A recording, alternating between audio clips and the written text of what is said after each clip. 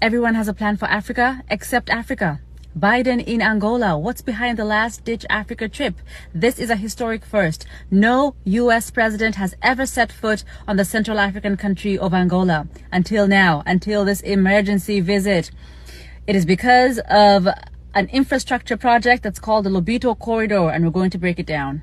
The billion-dollar railway is driving Biden's last overseas trip. On his visit to Angola, the president will stress U.S. support for infrastructure aimed at countering Chinese influence in the region, in Central Africa, in the DRC. This is from the EU's website. The Lobito Corridor connects the southern regions of the DRC, northwestern Zambia, and Angola to regional and global trade markets via the port of Lobito, there on Angola's Atlantic coast. Let's see who came up with this brilliant idea.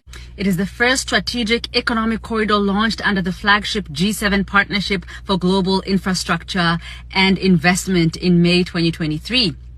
The EU and the US released a joint statement teaming up to support the development of the corridor. So this railway project is the brainchild, is the master plan of the EU and the US over its control of Congo's natural resources, over its control of Africa's natural resources. It is a second scramble for Africa between the US, the EU, and China.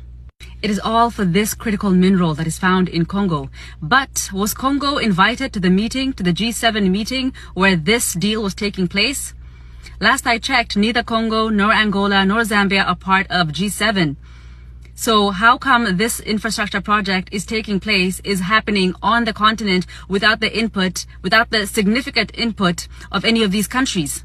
Also, what kind of demands did these African governments put on the EU and the US to make sure that the slave conditions that are currently going on in these copper and cobalt mines don't persist?